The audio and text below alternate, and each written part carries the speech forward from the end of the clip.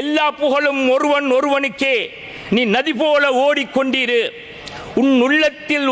உன்னை உள்ளத்தில் ஊர் வைக்குமே தமிழ்நாடு மக்களே உன்னை உள்ளத்தில் வைத்து இன்று தமிழ்நாட்டில் இளைய தளபதி விஜய் அவர்களை ஒரு சீஃப் மினிஸ்டராக, தனது தளபதியாக அவர்கள் நியமித்திருக்கின்றார்கள். இந்த காலகட்டத்தில் நான் அடிக்கடி சொல்வேன், என்னுடைய சகோதர பாராளுமன்ற உறுப்பினர், கௌரவ பாராளுமன்ற உறுப்பினர் சாணக்கியன் ராசமாணிக்கத்தை பார்த்து, எங்களுக்கும் ஒரு இளைய தளபதி, இன மத வேதங்களுக்கு அப்பால், கிறிஸ்தவர்கள் முஸ்லிம்கள் தமிழர்கள் என்ற பேதங்களுக்கு அப்பால் தமிழ் பேசும் மகன் ஒருவன் கிழக்கு மாகாணத்திலும் ஒரு முதலமைச்சராகுவதற்கான சந்தர்ப்பத்தை இந்த அரசாங்கம் வழங்கவில்லை.